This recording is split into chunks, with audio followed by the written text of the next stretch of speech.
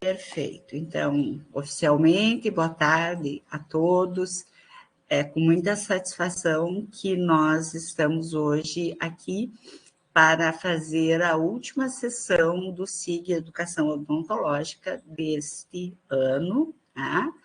Nós tivemos uma série de temas muito interessantes que foram discutidos e hoje a gente tem a satisfação de ter conosco a professora Carolina Ló. A professora Carolina, ela é uma bióloga brasileira que se graduou na Universidade Federal de Santa Catarina e hoje ela atua em Otago, na Nova Zelândia.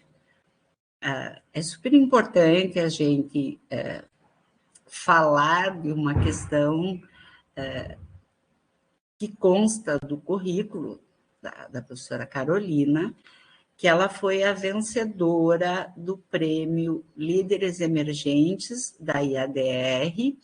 Esse foi um prêmio criado para marcar o centenário da IADR, que é o locus mais exigente da pesquisa odontológica, né? Então, isso é um feito. Carolina foi indicada, entre outros pesquisadores, pela divisão Austrália-Nova Zelândia, da IADR, e foi a vencedora desse prêmio. Eu tenho a satisfação de moderar essa sessão e vou pedir que a professora Carolina, então, se apresente a sua jornada não linear que está aí, né, no título, certo? Muito obrigada, professora Carolina, pela presença e fique, por favor, à vontade. Obrigado a todos por estar aqui, estão dando seu tempo de não estar assistindo a semifinal da Copa, né, para estar aqui. É uma época bem ocupada do ano também. Agradecer a minha amiga, colega Maninha, pelo convite de estar falando aqui. E eu vejo que tem duas, I see there's Sophie and Amber, my colleagues, former students as well from New Zealand. Thanks for being here. This talk is going to be in Portuguese, unfortunately, so I apologize in advance.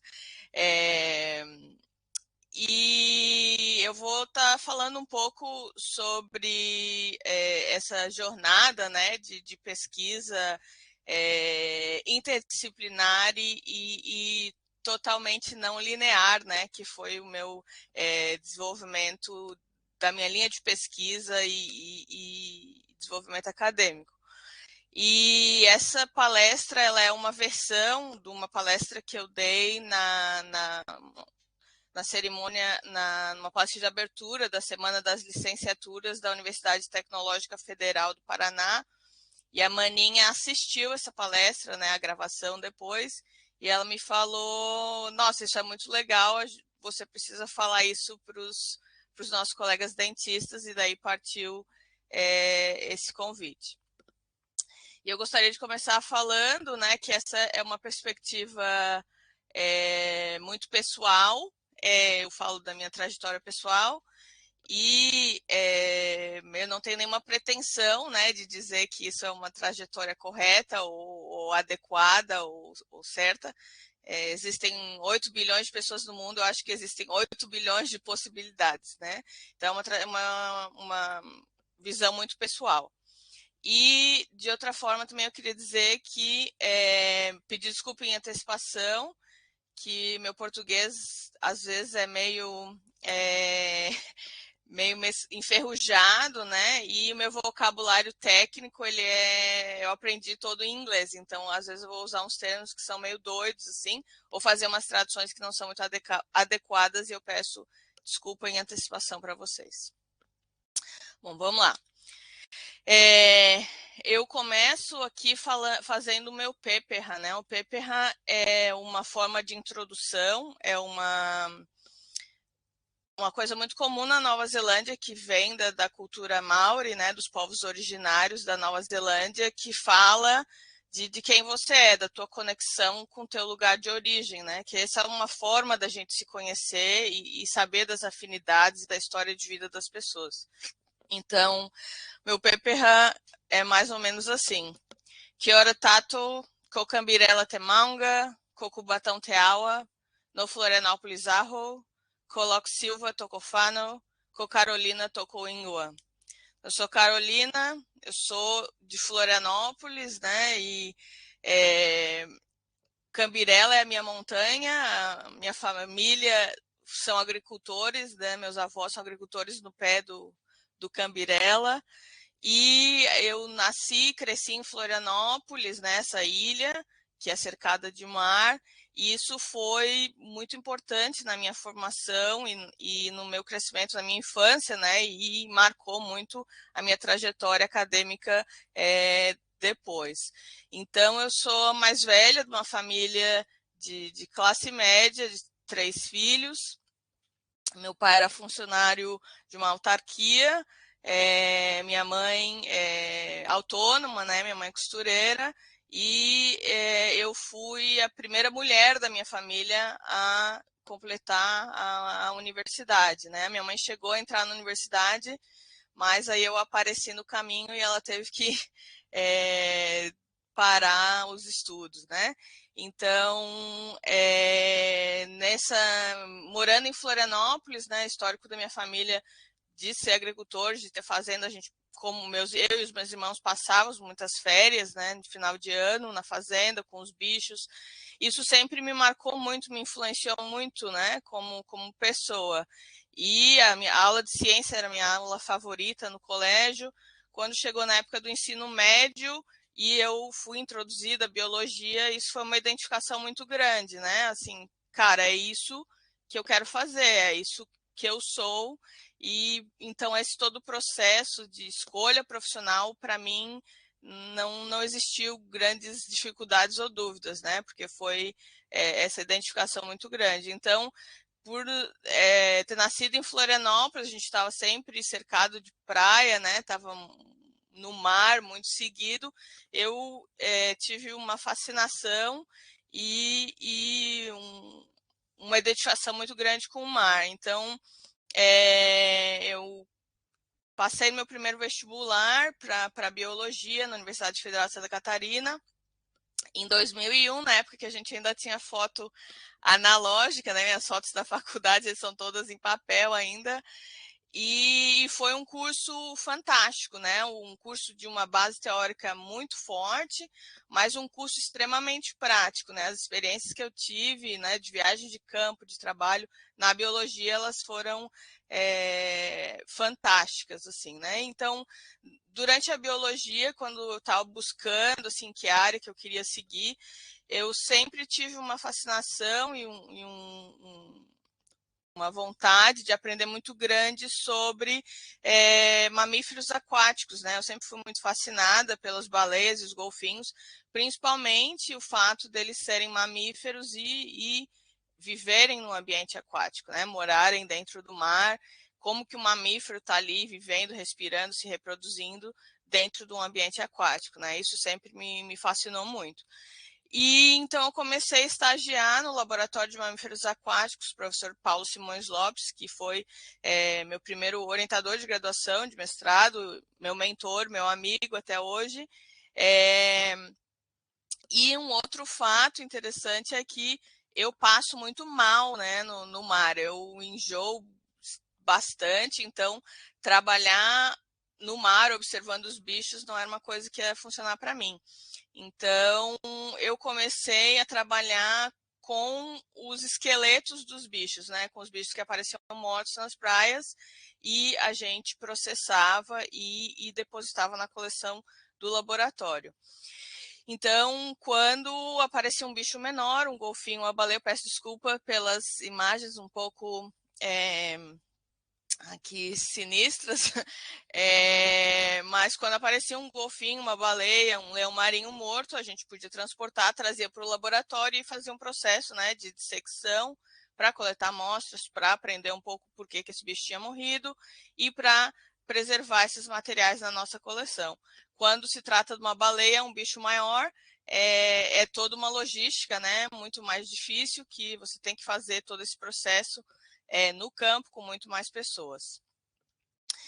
E numa tarde normal no laboratório, quando eu estava preparando, né, os materiais, quando você é estagiário, você ganha todos os trabalhos não tão legais, né, de limpar os ossos, lavar os ossos, e etc e tal. E esse era o trabalho que eu fazia. Eu sou meio, tenho um toque meio para limpeza, e eu gostava muito desse trabalho de lavar os ossos e deixar os ossos certinhos para ser guardado na coleção. E um dia chegou um bicho, um golfinho nariz de garrafa, com os dentes com esses depósitos minerais, né, que os dentistas aqui na hora clicam, né? Puxa, que montão de tártaro aí. Mas eu não sabia o que era isso, né? E eu, como tenho esse toque de limpeza, eu queria limpar esses dentes, né? E falei com o meu professor e tal, o que é isso? Posso limpar esse dente? Ele falou, cara, eu não sei o que é isso. Não sei se podemos limpar ou não, vai que é uma coisa importante. Por que tu não descobre isso? E foi essa afirmação, essa pergunta dele, né, de maneira totalmente despretensiosa, numa sexta-feira de tarde, no laboratório, que foi o que direcionou e me colocou numa linha de pesquisa que alterou totalmente, né, a trajetória da minha vida. Então, foi nesse momento que eu comecei a visitar o departamento, a faculdade de odontologia, da Universidade Federal de Santa Catarina, e conversar com os professores de lá, levar, né, algumas dessas amostras, esses materiais, e pedir a opinião deles sobre essas coisas. E foi nesse processo que eu conheci a professora Liliane Grando, a professora Marina Esmoira, e elas me apresentaram a professora Ângela Fernandes, da Federal do Paraná, e a gente fez vários trabalhos bem legais nessa época, né? E quanto mais eu procurava informações sobre isso, mais eu descobria que ninguém tinha estudado isso nas baleias e nos golfinhos, e isso foi meio assim pioneiro no mundo, e foi a minha primeira área de pesquisa. E despretensiosamente, né, essa área que de brincadeira eu chamo de a odontologia dos golfinhos, surgiu nesse estudo das patologias, das alterações dentárias, né, dos mamíferos marinhos, e depois foi expandindo para outras áreas de pesquisa. E durante a graduação, no meu último ano, eu tive uma oportunidade que foi muito fundamental e foi um divisor de águas, eu acho que na minha formação, de passar um ano na Amazônia, né, estagiando lá na Amazônia. Eu estava chegando no final do curso e eu gostava muito do curso da biologia e estava muito feliz, mas naquela época, no final do curso, eu estava muito cansada, estava com aquele burnout assim do final, e estava naquela fase que você meio perde um pouco a paixão pela coisa, né? Perde o tesão pelo curso. E eu senti que eu precisava parar e refocar e reganhar de novo essa paixão pela biologia. E aí eu tranquei a faculdade, eu recebi um e-mail sobre estágio na Amazônia, e, tipo, esse é o sinal. E eu tranquei a faculdade, fiquei um ano na Amazônia, no Rio, no Médio Solimões, e trabalhei lá com as comunidades ribeirinhas, né? Meu trabalho de pesquisa era com os mamíferos aquáticos da Amazônia, com os peixes-bois, com os golfinhos, boto-rosa, e trabalhando com as comunidades, né? Em princípio, era um trabalho de educação ambiental, porque lá as comunidades ribeirinhas ainda caçam peixes-bois e outros bichos para consumo. E era um trabalho a princípio de educação, mas ao longo do processo eu fui desenvolvendo outras pesquisas, né? E foi para mim extremamente um momento de muita formação e de mudança de paradigma, porque eu fui com a ideia de fazer um projeto de educação com as comunidades e diminuir os episódios de caça, né? Mas para mim é muito fácil, eu chego em casa, eu abro a minha geladeira e eu tenho lá o meu frango, e etc e tal, né? E quando você está no meio da Amazônia, vivendo dos recursos que tem lá, né, em situação que a gente considera de miséria, né? Se você pesca, você tem comida. Se você mata um bicho, você tem comida. Senão, não tem, né? Então, a minha perspectiva sobre isso mudou de maneira bastante grande também. Então, foi uma experiência fantástica, né? De viver no meio da Amazônia e tomar banho na beira do rio com facão, se aparecesse uma onça e etc e tal, e aprender, né, com os comunitários, com os ribeirinhos, e foi uma experiência de muita grounding, né, de muita humildade também para mim, porque eu naquele meio era a pessoa mais educada, né, eu estava terminando um curso superior, e a maioria, o Antônio, que aparece aqui, meu assistente de pesquisa, por exemplo, o Antônio não é alfabetizado, né? Ele sabe escrever o nome dele e só isso.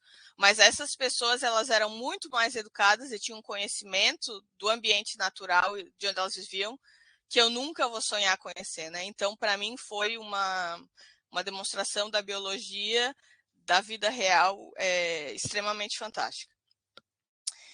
E eu, então, me graduei na Federal de Santa Catarina em 2016, com um trabalho que a gente estudou as alterações dentárias, né, os casos de desgaste, de patologias, nas baleias e golfinhos, nos lobos e leões marinhos de Santa Catarina.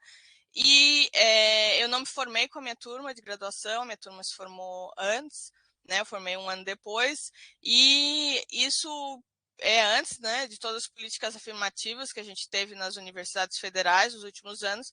Você vê uma turma muito branca, né, uma turma muito diferente da realidade do nosso Brasil, né, e isso sempre me chamou muita atenção também. Acho que em termos de balanço de gênero, não, porque a biologia é uma profissão, nos últimos anos, muito feminina também, então, quanto a isso, a gente era meio equilibrado, mas quanto à diversidade étnica, né, uma turma muito homogênea, muito diferente do nosso país. E aí, na graduação, eu fiz meu bacharelado e eu fiz a licenciatura também. Na época, eu poderia fazer a formação dupla, então eu fiz as duas.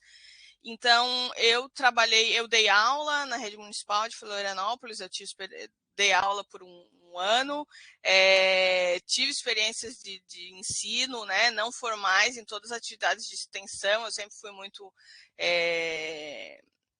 tive muito esse gosto, né, de extensão universitária, né, de fazer essa divulgação científica. Então, sempre trabalhei com grupos de escolas, né, quando eu trabalhei na Amazônia, com as comunidades. E uma oportunidade que eu tive, que foi fundamental e totalmente alterou, eu acho que a minha hoje trajetória como professora universitária, foi ter ensinado na educação de jovens e adultos, né, que é essa foto do meio aqui. Então, na educação de jovens e adultos, os seus alunos, a maioria dos meus alunos eram mais velhos que eu, com muito mais experiência de vida, né, e com uma bagagem de vivência extremamente grande, né? Então, a metodologia de ensino tem que mudar, né? Você não tem aquele copo vazio e você enche com conhecimento. Esses alunos já vêm com uma bagagem cultural, né? Uma bagagem acadêmica não formal muito grande, né? Você tem só que ajudar eles a direcionarem isso. Então, esse foi uma experiência, uma escola, né? Que eu tive a oportunidade de ser introduzida, que hoje é a minha prática de ensino no ensino superior. Eu tiro muito da educação de jovens e adultos, né? Construir o conhecimento junto com os alunos a partir do que eles já sabem. Então, eu fiz meu mestrado em zoologia na Universidade Federal do Paraná, e foi uma experiência muito legal também, mesmo eu não fui para muito longe de Santa Catarina para o Paraná, não é tão grande assim, mas já foi uma grande mudança, né, uma super oportunidade de estudar em outra universidade. E a Federal do Paraná, ela tem uma história, o setor de biológicas lá tem uma história interessante, que o prédio ele era uma prisão, né, antigamente, e foi daí doado e virou universidade. Então, você vê todo o jeitão do prédio ainda é do jeito da prisão, né? Então, você tem as salas aqui do lado, que eram as celas antes, e o meio aqui é onde o pátio, né? Então, aqui no meio não tem realmente nada, né? Então era uma experiência bem interessante estudar numa antiga prisão. E quando era o nosso horário de almoço, o break e tal, a gente sempre falava, ó, tá na hora do nosso banho de sol, vamos lá, vamos lá para fora então. E no meu mestrado, eu aprofundei a questão das alterações e patologias dentárias, né? Eu analisei aí bichos do Paraná e de Santa Catarina também, então cobri todo o sul do Brasil, eu analisei mais de 30 mil dentes de golfinhos e baleias e de todos os bichos, né? Olhando nessa questão das patologias e aprofundando mais esse link com a odontologia também. E aí chegou, né, o momento de pensar em fazer doutorado e eu estava trabalhando em Florianópolis, estava ensinando na rede municipal, né, e um trabalho super gratificante, super bonito, mas muito esgotador também, né? Eu tiro sempre meu chapéu para os professores da rede pública de ensino. E na época, uma questão pessoal, eu estava passando por um término de namoro que tinha sido bem difícil, assim, então eu tipo, eu quero sair desse país, eu quero tudo novo, e quero ir para bem longe, etc e tal. E na época recebi um e-mail sobre bolsas de estudo na Nova Zelândia, e resulta que um dos maiores pesquisadores, né, na minha área, ele está na Universidade de Otago, na Nova Zelândia, né? Então eu mandei uns e-mails para ele, a gente começou a conversar e aí resultou, eu vim trabalhar com o professor Iwan Fordyce, professor da área de paleontologia, então ele é um dos maiores nomes, né, na evolução dos golfinhos e das baleias. E o professor Iwan sugeriu que a gente tivesse o professor Jules Kieser, que está aqui embaixo comigo, da odontologia como meu co-orientador. Então, na Nova Zelândia é uma coisa muito comum. Meu PhD foi em ciências, com áreas de concentração em geologia e odontologia. Então, é uma coisa muito comum você ter esse casamento das áreas, né? E essa mistura de áreas. E eu tinha 40% do meu doutorado foi na odontologia. Então, foi uma experiência muito rica, porque eu estava na paleontologia, então, escavando fósseis, né?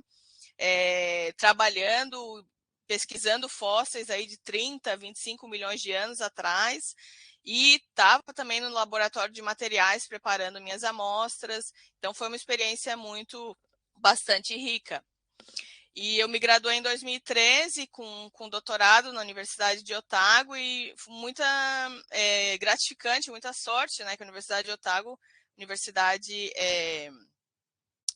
um campus muito bonito, né, um lugar muito agradável, né, um dos 10 campos foi votado os 10 campos universitários mais bonitos do mundo, e o Otago estava lá entre os 10 mais bonitos. Então foi aí que eu me graduei.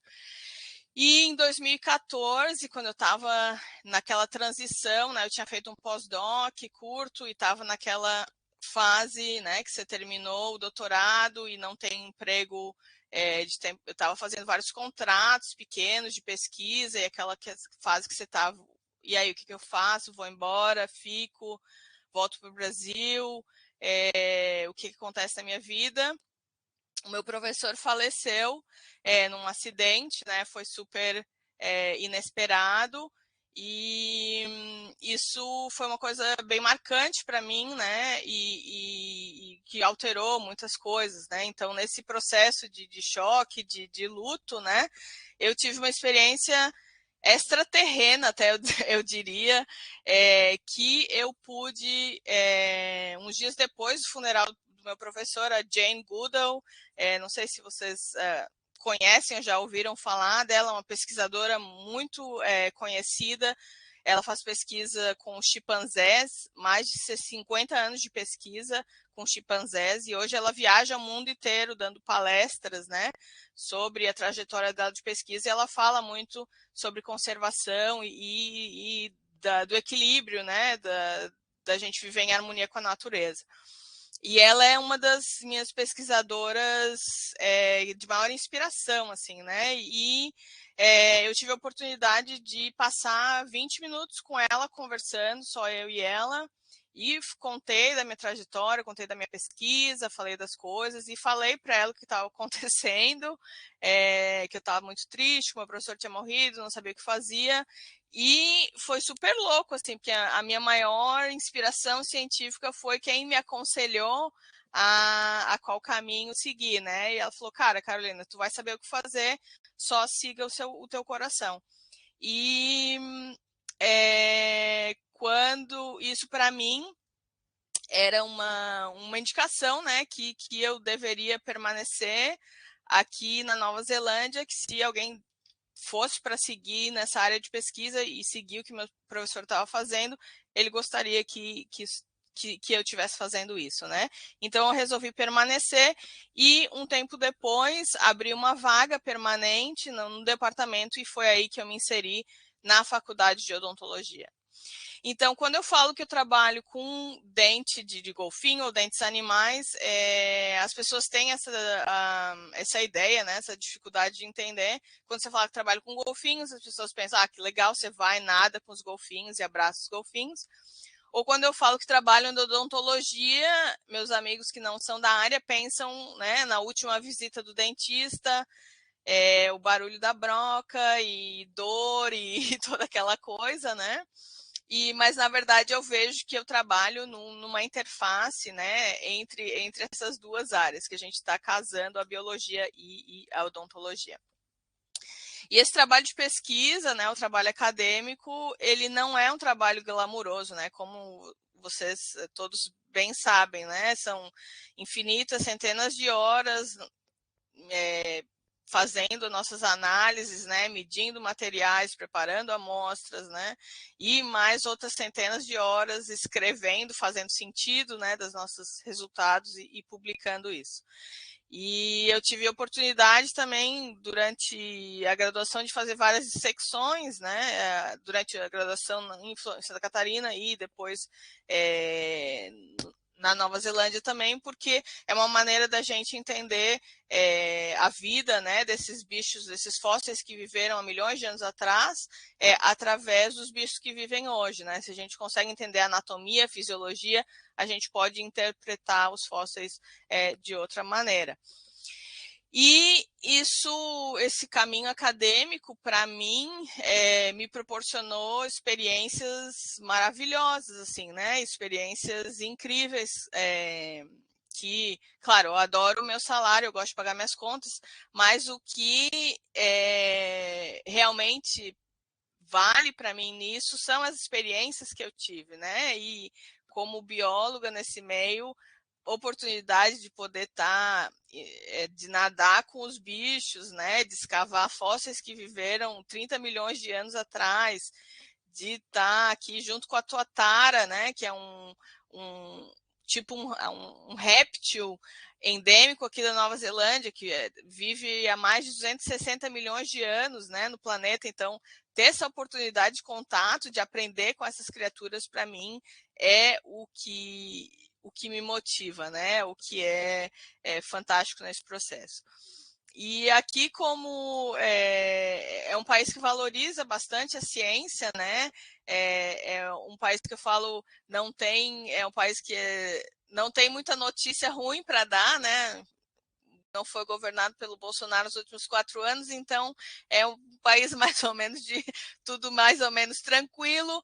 Então, a ciência aparece muito, né, na mídia.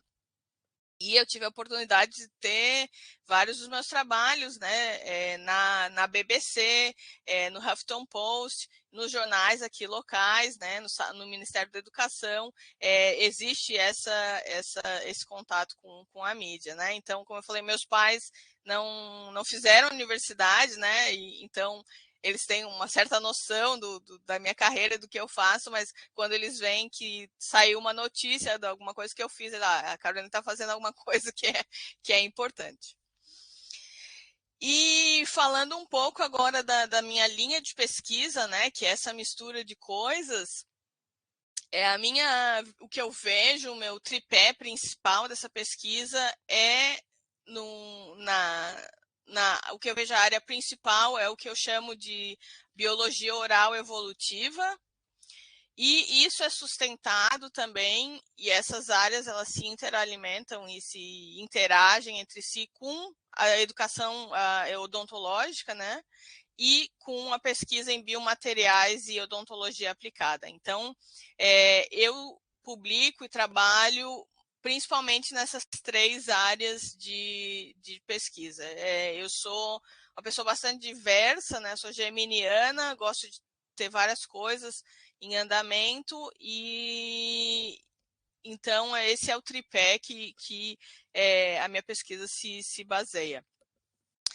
E vou dar uns exemplos agora de alguns dessas áreas de pesquisa e como que a odontologia e a biologia podem se complementar nesse espaço, né? Então, na minha área de biologia oral evolutiva, por exemplo, alguma das coisas que a gente fez nos últimos tempos, né? Esse trabalho a gente analisou os dentes de baleias, porque hoje em dia as baleias elas não têm dentes, né? Elas têm placas filtradoras de queratina, as barbatanas, na boca delas. Mas há 30 milhões de anos atrás, as baleias tinham dentes. Ao longo da evolução, elas perderam esses dentes. Então, a gente estudou pela primeira vez os dentes dessas baleias fósseis de 30 milhões de anos atrás. A minha colega Mônica fez trabalho de campo na Antártida, coletou esses fósseis lá e a gente estudou os dentes desses bichos, né? E aí você olha a estrutura desse esmalte, um dente de 30 milhões de anos e a estrutura do esmalte preservada de uma maneira perfeita, né? Super bonita e bem preservada. Então a gente vê as bandas de Hunter Schreger aqui similar com que os humanos, né, que a gente tem, aqui a EDJ, né, Dentin Junction, a junção a melodentinária ali bem marcada, né? Você vê aqui a orientação dos prismas de uma maneira diferente, uns orientados para cima, outros para o lado, mostra essas bandas de Hunter Schreger. E enamel tufts, eu não sei como traduzir isso no português, mas são essas estruturas biomecânicas aqui na base do esmalte também.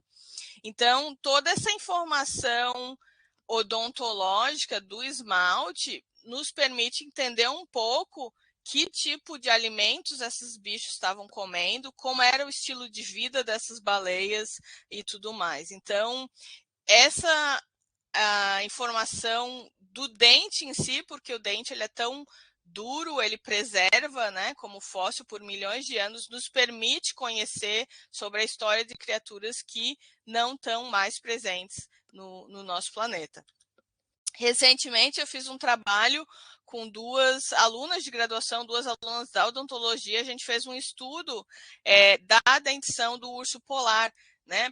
Pela primeira vez a gente estudou a dentição do urso polar, a gente com um colega da Noruega nos mandou dentes, né? E só um disclaimer aqui, nenhum urso polar perdeu dentes para essa pesquisa, isso foram todos de animais já que já tinham morrido e estavam no museu. E a gente fez um estudo do esmalte, né, da estrutura do esmalte desses bichos, mas também um trabalho de biomecânica, né, da medidas de dureza, de módulo de elasticidade, da dentina e do esmalte desses bichos, e também da composição mecânica, composição química, quais são os elementos que fazem parte da hidroxiapatita dos dentes desses animais, né? Então, quando a gente traz essas técnicas, né, esse conhecimento odontológico, a gente dá mais embasamento, mais sentido para as questões biológicas também.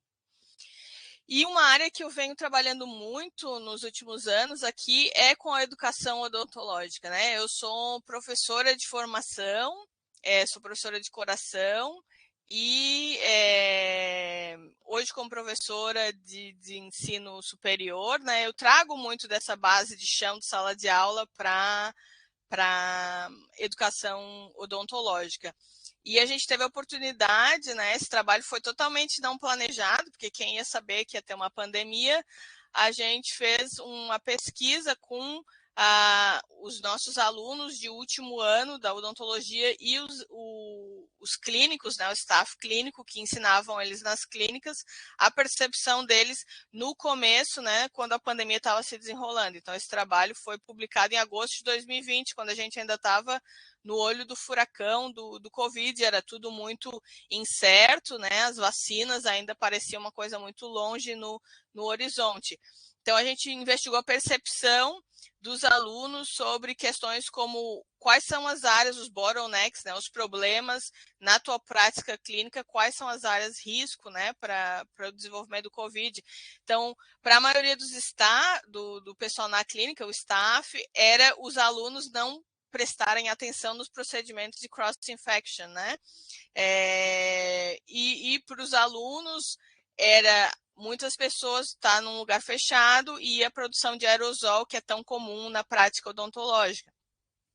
Em relação ao que eles preferiam, o que eles acham que deveria ser feito, né, para prevenir o spread, né, do Covid nas clínicas, a maioria do staff viam coisas mais pragmáticas, né? Vamos melhorar a ventilação das clínicas, vamos usar um mouthwash que é antimicrobial, desculpa como fala, bom, sei lá, que é um mouthwash para matar. Um bochecho, Carol. Um bochecho, exato.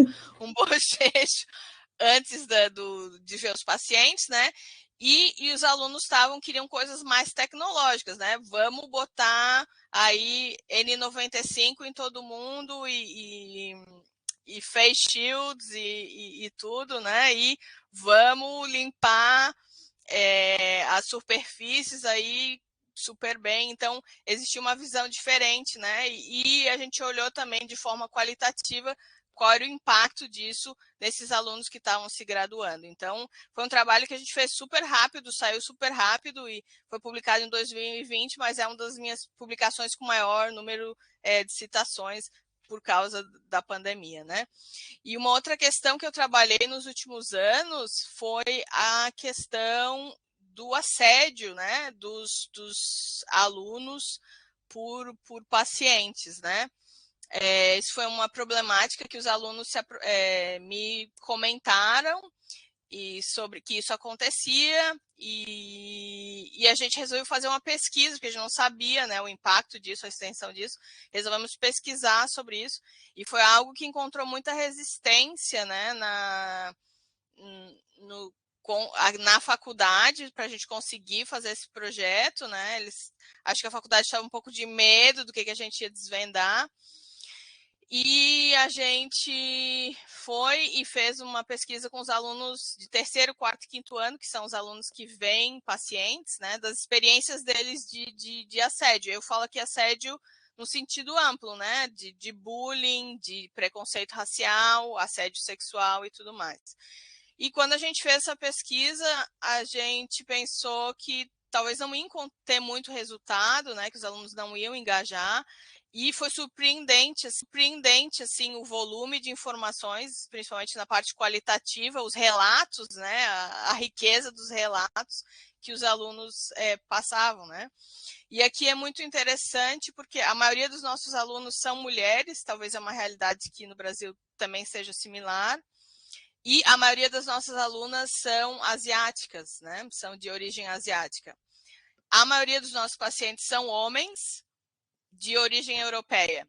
Então, existe uma assimetria de poder, né, nessa relação, e os alunos relataram, né, muitas instâncias de bullying pelos pacientes, de avanços sexuais e várias outras coisas.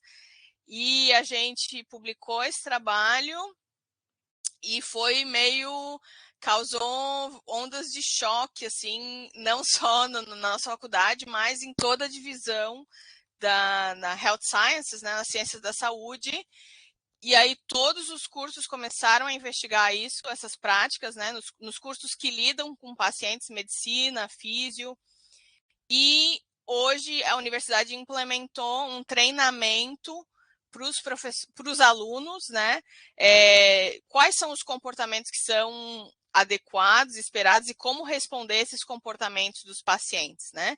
Então, esse trabalho despretensioso surgiu, causou um impacto, né, muito grande na universidade. É uma coisa, eu tenho bastante orgulho sobre isso, assim, né, que na época foi meio visto assim, a Carolina é a mulher problemática que quer arranjar problema. Bom, eu prefiro que a minha psicóloga fale, eu sou problematizadora, né? Eu gosto, não tenho medo de discutir essas questões. E isso foi colocado luz sobre esses problemas e criado condições de mais segurança para os nossos alunos. Outra área que eu trabalho bastante e que tem sido muito legal nos últimos anos é a parte de biomateriais, né? Eu lidero o grupo de pesquisa em biomateriais, então o desenvolvimento de novos materiais, teste de novos materiais, e esse foi um trabalho que a gente fez muito legal com colaboração com engenheiros eletrônicos, engenheiros biomédicos, com anatomistas clínicos, né, dentistas e os cientistas que desenvolveram essa técnica, né? Então, a gente desenvolveu um aparelho para fazer anestesia local sem usar agulha, né? E essa tecnologia já é bastante implementada em vários lugares do mundo para vacinação, está sendo usada também agora, mais recentemente testada, para aplicar insulina, por exemplo, e já tiveram algumas tentativas de se adaptar isso para a odontologia, para anestesia local, mas sem muito sucesso, né? E o diferencial dessa tecnologia que a gente estava desenvolvendo é que ela tem um motor elétrico, né? E é um motor que permite que você controle a velocidade, o som é um motor silencioso, permite que você controle a velocidade, o diâmetro, né? O depth, a profundidade de penetração desse jato. Então eu coordenei um estudo ex vivo, né, um estudo, um trial com cadáveres aqui na universidade, e a gente tem a sorte de, na nossa escola de anatomia, ter acesso a cadáveres que eles são preservados pelo método que chama Thiel Embalming, né, um método que preserva a flexibilidade e maleabilidade dos tecidos como em vida. Então, a gente testou, usou um marcador radiopaco aqui para ver onde essa anestesia estava sendo liberada, né? E fez cone beam CT para ver se essa técnica, em teoria, funcionava. E ano passado a gente fez um clinical trial, a gente publicou, com 8 pacientes que precisavam extração bilateral na maxila, né? Essa é uma técnica que ainda não pode ser usada para extração na mandíbula, porque o IDB, como chama? Bloqueio? Isso, o bloqueio ainda não é adequado, né? Tem algumas mudanças que tem que acontecer. Então, foi um projeto bem doido, assim, né? Que surgiu e muito legal de eu ter participado também, né? De trazer essa perspectiva ampla, né? Essa visão de mundo ampla da biologia para esse problema clínico. E outro exemplo, né, de uma pesquisa aplicada em biomateriais que a gente se envolveu nos últimos anos, a questão das cerâmicas, né, que são usadas para fabricação de coroa, as cerâmicas agora muito usadas para CAD/CAM também, e os procedimentos de polimento, né, de ajustamento que os fabricantes recomendam, na verdade, eles causam um aumento grande, né, da rugosidade superficial desses materiais, e isso pode ser propenso, né, para o desenvolvimento de biofilmes. E se é um paciente que está um risco mais grande de desenvolver cáries, né, isso pode ser bastante problemático. Então, esse é um outro exemplo, né, de pesquisa biomateriais que a gente desenvolveu nos últimos anos. E assim que eu vou caminhando para terminar essa fala, né, eu gostaria de refletir sobre algumas coisas que essa jornada de pesquisa e jornada acadêmica, né, e profissional, ela foi uma jornada totalmente não linear, né? Não foi um ponto que eu vi, eu quero chegar ali. Ela foi para mim como um desenho cego, né? Aquela coisa que você fazia no colégio, fechava o olho e ia assim. ela foi totalmente por vários lugares diferentes e foi totalmente não planejada, né? Eu não planejei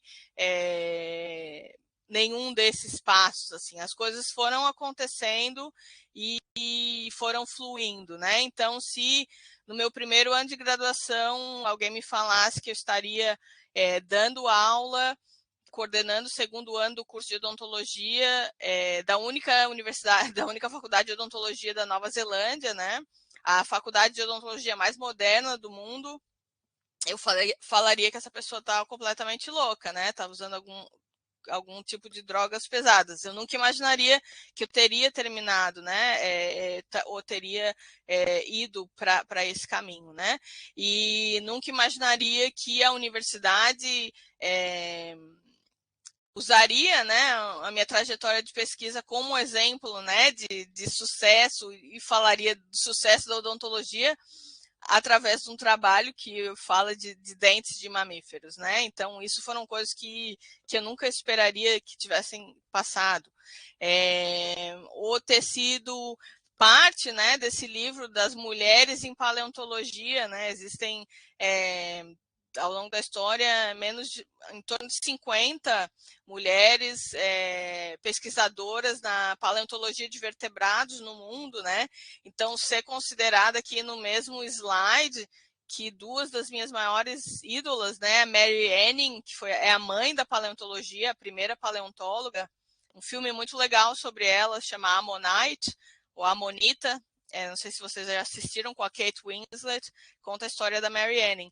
E a Mary Leakey, né? A Mary Leakey é pesquisadora paleoantropóloga, pesquisadora super importante sobre a evolução humana. Então, ser considerada no mesmo patamar que essas pesquisadoras é algo que eu nunca esperava e nunca imaginava. E a professora Vânia falou, em 2020 eu recebi, só uma correção, Vânia, eu não fui a vencedora, né? Tiveram vários vencedores, foram 25 pessoas ao longo do mundo, 25 pesquisadores que foram agraciados com esse prêmio, né, dos líderes emergentes, que vão liderar a pesquisa odontológica no próximo século, né? E eu fui uma de 5 na região da Ásia e do Pacífico. Então, é um fato fantástico, né? A Ásia e o Pacífico, imagina quantos pesquisadores tem só na China, né? E eu ter sido escolhida, né? Uma dessas 25 pessoas no mundo foi do Instituto de Pesquisa Odontológica mais importante do mundo, foi algo totalmente inesperado, né? Não sei se eles sabem que eu não sou dentista, mas enfim, foi muito legal.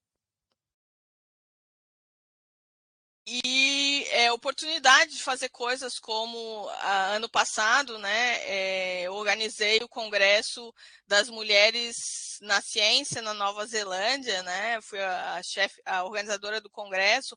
E agora esse é o meu segundo ano como co-presidente da Organização das Mulheres da Ciência na Nova Zelândia, né?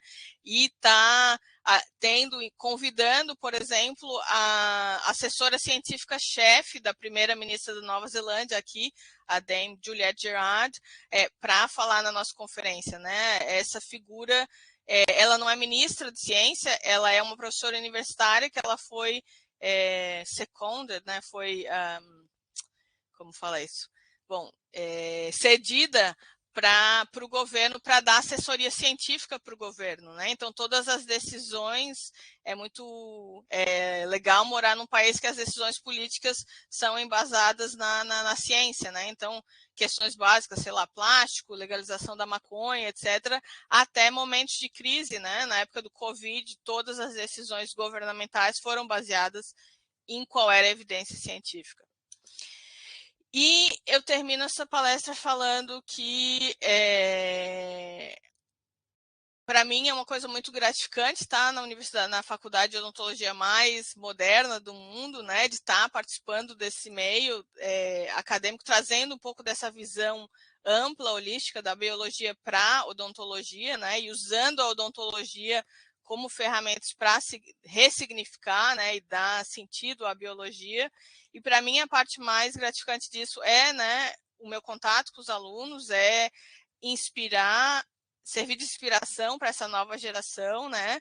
Principalmente, acho que as mulheres na ciência, e está trazendo um pouco, né, dessa parte da odontologia, do conhecimento biológico para a odontologia. Então, eu instituí uma aula que eu levo os alunos do museu, uma aula de anatomia comparada, que a gente vai no museu, e que os alunos falam que é a aula mais legal que eles têm no curso de odontologia. Então, trazer esse casamento, esse balanço, eu acho muito legal.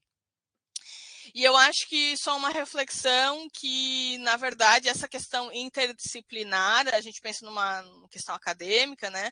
Mas, na verdade, numa questão mais pessoal, nós somos sujeitos plurais, né? Nós não existe só uma pessoa, uma faceta, né, da nossa vida. A gente tem uma interseccionalidade, né, de diferentes facetas. E quando a gente traz tudo de si, né, para o trabalho, ou todas essas facetas, eu acho que é uma experiência muito mais enriquecedora. Então, para mim, aqui na minha prática como professora, para mim é importante também tá aí no jogo de futebol dos professores com os alunos, né, trazendo o meu talento brasileiro aí no meio, e tá trazendo um pouco da cultura brasileira, né, fazendo um churrasco com os alunos, etc. e tal.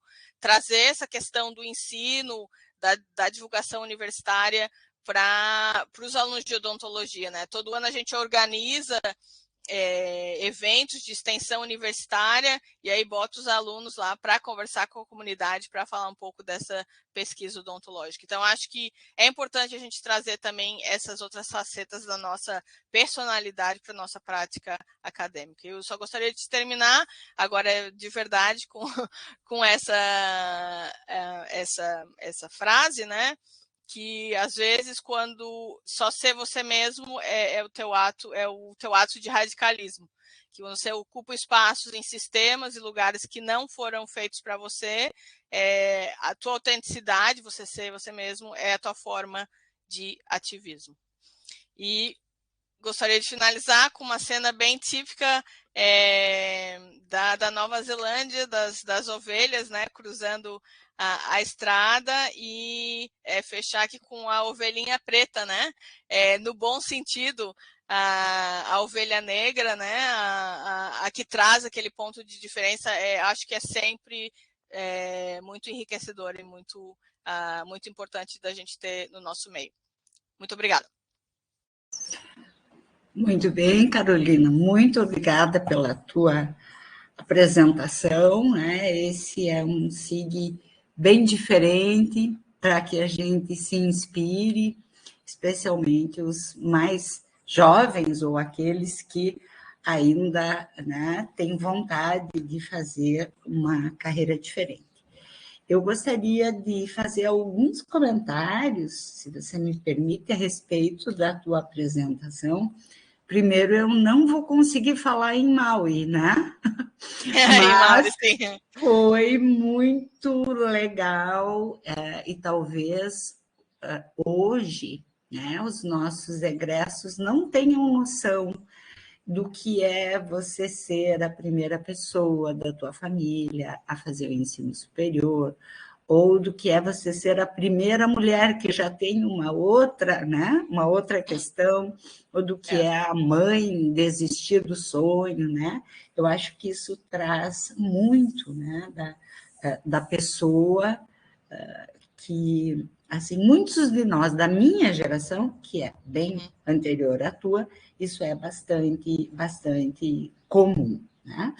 Queria lhe perguntar, a tua participação na Amazônia foi via projeto Rondon ou foi algo diferente? Não, minha participação, meu trabalho na Amazônia eu fui trabalhar no Instituto de Desenvolvimento Sustentável Mamirauá, é uma... Sim, a gente... Isso é bem conhecido. Isso, do governo, né? Eu fui fazer um estágio com eles, e o Rondon ainda tem, a atuação do Rondon foi bem forte na década de 70, né, e acho que ainda tem atuação forte na Amazônia, mas hoje já existem outras organizações, então eu fui trabalhar com o Mamirauá. Porque, assim, quando eu comecei a minha carreira como professora, era muito forte o Rondon. E também era transformador, né? Era uma experiência transformadora para as pessoas. Bom, você Sim. deu muita sorte de cair nas mãos aí das professoras Liliane, Maria Inês, da professora Ângela, né? Todas muito queridas. Sim. Acho que o Miguel aqui, eu acho que o Miguel é lá da Federal do Paraná, não é? Que está aqui também com a gente, muito bom. Examinar 30 mil dentes. Te digo que, olha, vai ser difícil algum dentista ter visto, né, da perspectiva da pesquisa, tantos dentes, né? E em relação ao teu prêmio e ao comentário que você fez de não ser dentista, bom, em primeiro lugar, eu acho que para o pessoal ter a dimensão, aquelas 5 pessoas que a Carolina mostrou foram da região Ásia-Pacífico, que é enorme, é uma das maiores regiões da IADR, né? Mas você foi a única pessoa da divisão Austrália-Nova Zelândia, é isso? Então, não diminua o teu feito, é muito grande. Eu tenho a impressão que aqui do Brasil foi o Valentim, né? O Valentim Barão, que foi o que recebeu aqui pela divisão brasileira, mas não tenho certeza. Segundo, o fato de não ser dentista traz um olhar tão diferente para a formação em odontologia. Hoje nós temos as diretrizes, né, a nova versão das diretrizes curriculares nacionais para a formação em odontologia, que falam muito da integração da área básica com a clínica, do quanto é importante a gente ter uma pluralidade nessa visão. Né? Então, acho assim que quando você fala disso e de não ter planejado a tua carreira, né? Claro que, assim, quando a gente tem a oportunidade de planejar e dizer, eu quero chegar lá, ótimo, né? Agora, você teve a visão, né? Você teve a visão da oportunidade, o vislumbre da oportunidade, e aceitou o desafio de ser professora num curso de odontologia. Isso é muito admirável também, né? Então, vamos falar pelos aspectos aí que são super positivos, né? Agora eu vou dar uma olhadinha aqui no chat. A Andressa agradece pela apresentação, fala que é uma história fantástica. Maria Inês Maninha parabeniza, diz que elas que tiveram sorte. Dani, tem condições de abrir o microfone? Daniela é a atual presidente da Beno, que está aqui com a gente. Sim, estava aqui digitando, mas então deixa eu abrir aqui, deixa eu ver se vai abrir aqui. Também não sei. É que essa câmera ela não abre, assim, é meio... Mas, Carolina, parabéns, que alegria tê-la aqui e te ouvir.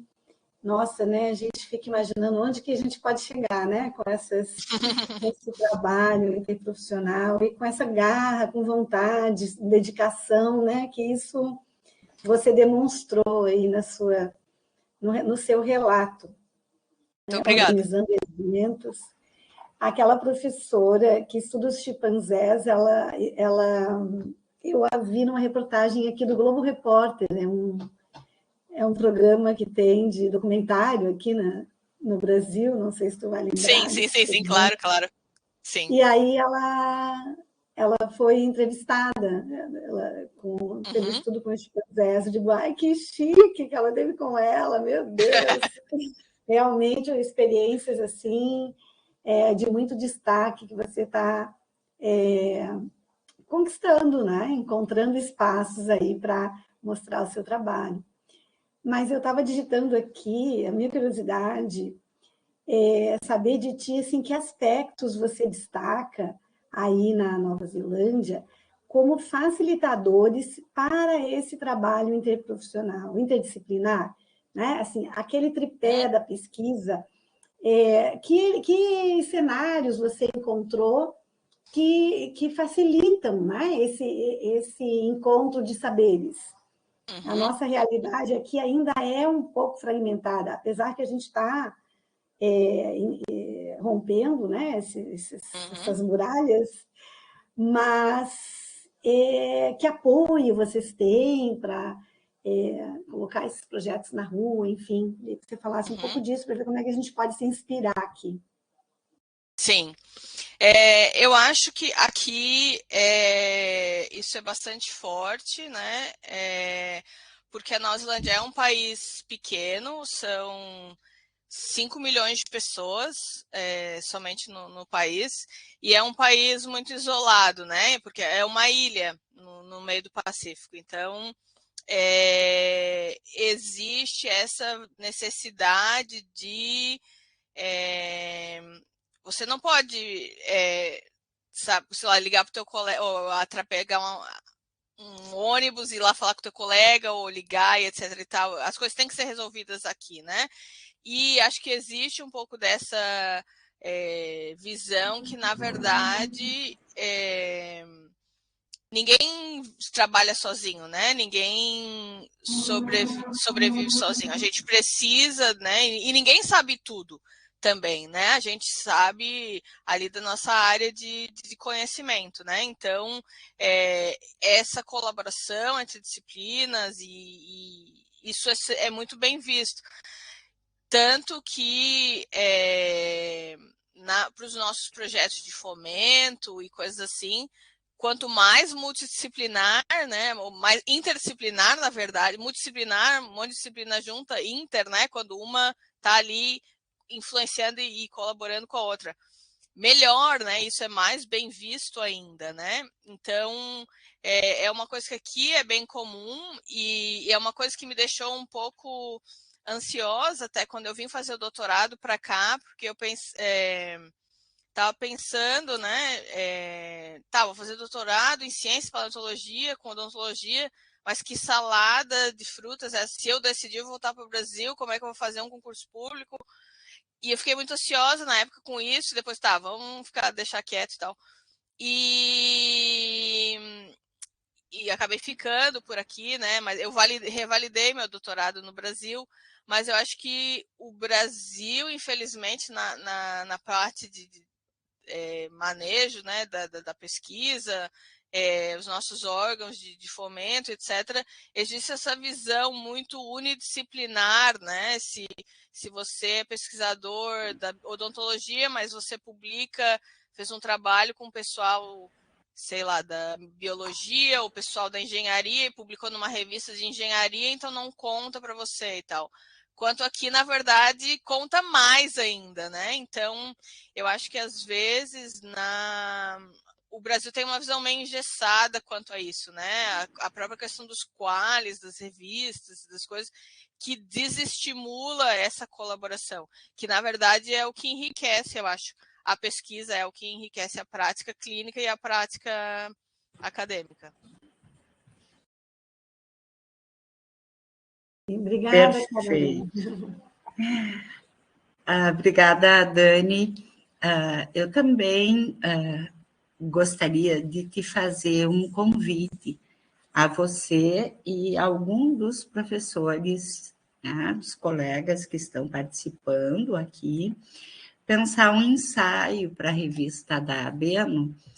Não precisa ser um trabalho de pesquisa nesse momento, mas falando um pouco sobre a questão do assédio.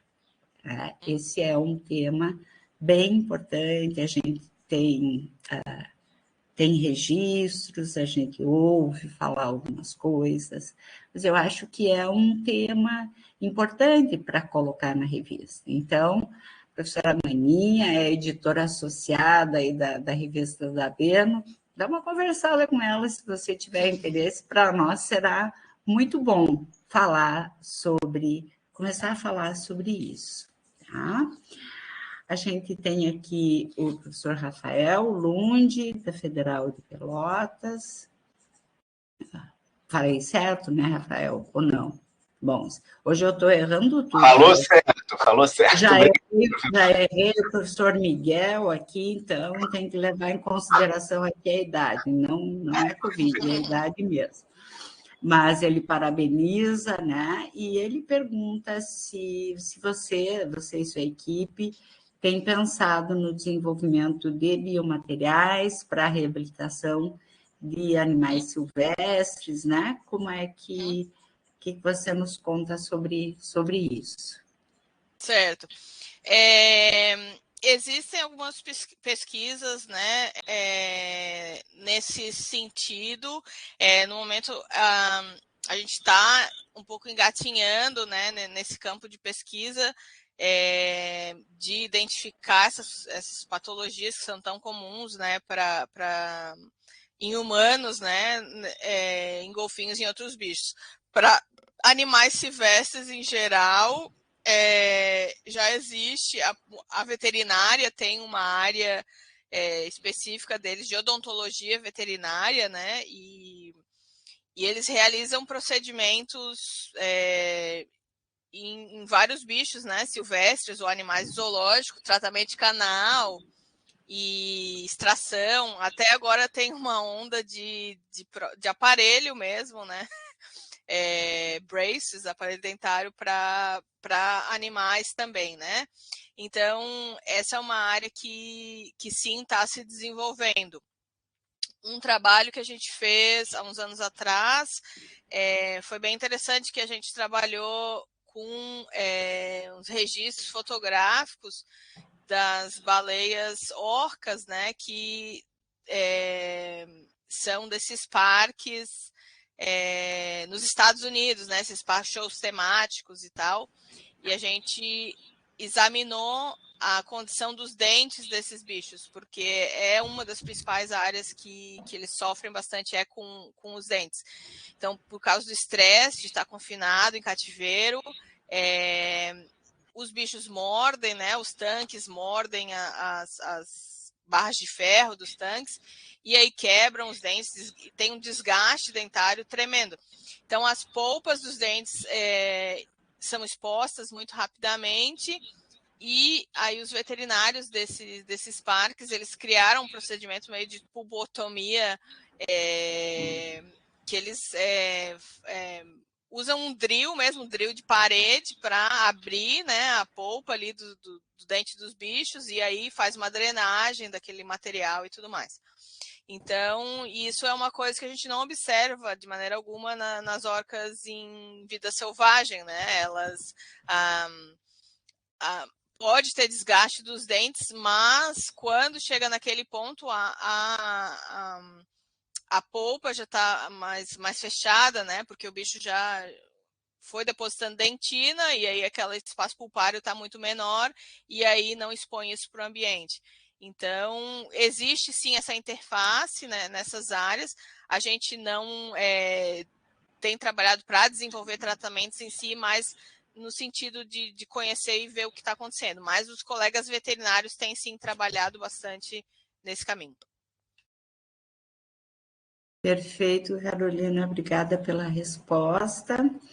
A gente está vendo aqui também a questão, Carolina, do registro de presença, porque a gente precisa ter as métricas, né, do nosso grupo de interesse, e existe uma migração, pessoal, do sistema, que eu acabo de ver aqui, que o código leva para o acesso na sessão que está ao vivo.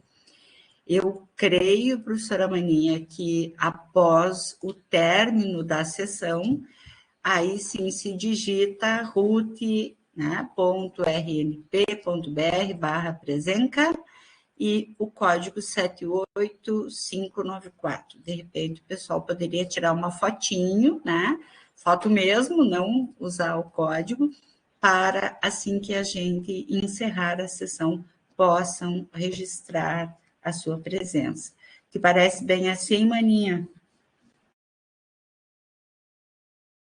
Que ela está vendo aí como é que pode ser feito. Sim, Vânia, eu estou tentando primeiro resgatar, tentar acessar o site que está escrito ali, para ver se funciona no site, mas eu não sei se ele vai estar ainda também ativo. É o que eu estou tentando fazer, tá? Segundo a reunião, a última que eu assisti, é essa funcionalidade que já deixa registrado a presença quando você entra ali. E aí nós estaríamos entrando mais agora. Então, acho que a gente consegue, ou maninha, copiar aqui a lista dos usuários, né? Eu já fiz isso. Beleza, maravilha. A Carolina, desculpa essa conversa doméstica aí, né? No meio da tua apresentação. Vamos dar uma olhadinha aqui. Creio que a gente não tenha mais nenhuma pergunta, nenhum comentário. Oi. Eu tenho uma pergunta. Vamos lá. Primeiro, eu só queria agradecer a presença do professor Miguel aqui, que a Andresa lembrou bem. Ele é um biólogo, é por causa dele que eu sou histologista hoje em dia. Né? Dava aula de odontologia até hoje, né? Se aposentou esse ano. E falava de clínica como se ele fosse dentista. Tamanho conhecimento que ele tinha do funcionamento biológico dos tecidos. E eu acho muito importante que a Carolina está fazendo. E, Carolina, já que você está falando para a gente estar envolvida também com a parte administrativa do curso, está responsável pelo segundo ano, a gente está num processo aqui no Brasil de redesenhar os currículos dos cursos. Se você pudesse dar uma sugestão para os cursos que estão se redesenhando agora, qual seria?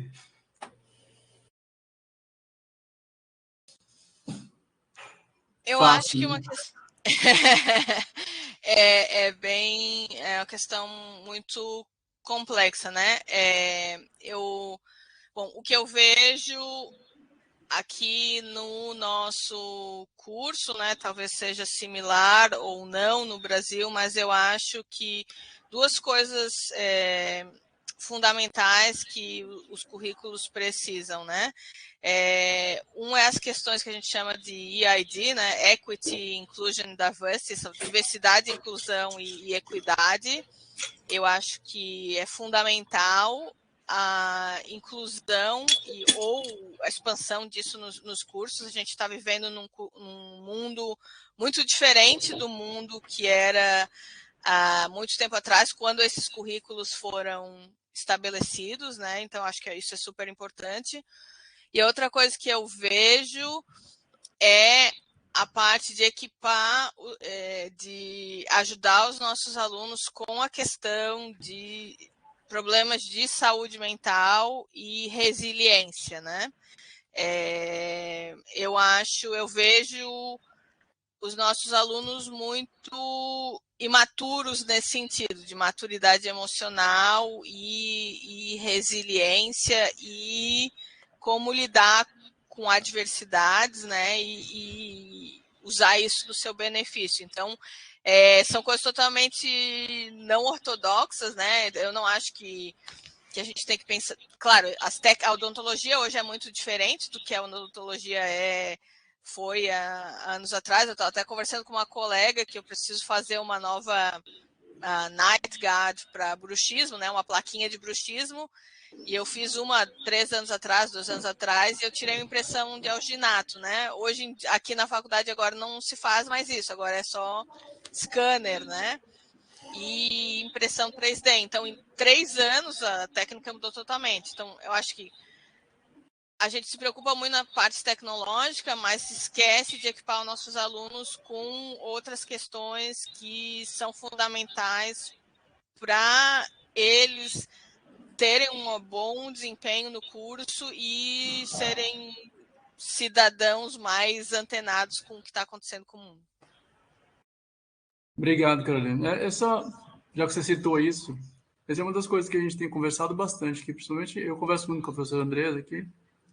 E você tem percebido, somente nesses alunos que começaram a voltar presencial depois do Covid, uma diferença bem grande na resiliência deles? no jeito que eles se comportam com as coisas que acontecem no dia a dia do curso da odontologia, na resposta para situações adversas, ou então para ter que trabalhar demais. A gente sabe que a odontologia é um curso que consome a gente demais mesmo. Sim, sim. Você tem percebido isso aí também? Então, Carol, não sei se é pertinente, mas talvez valesse a pena você fazer um paralelo, porque eu acho que a realidade da pandemia aí foi bem diferente daqui, não foi?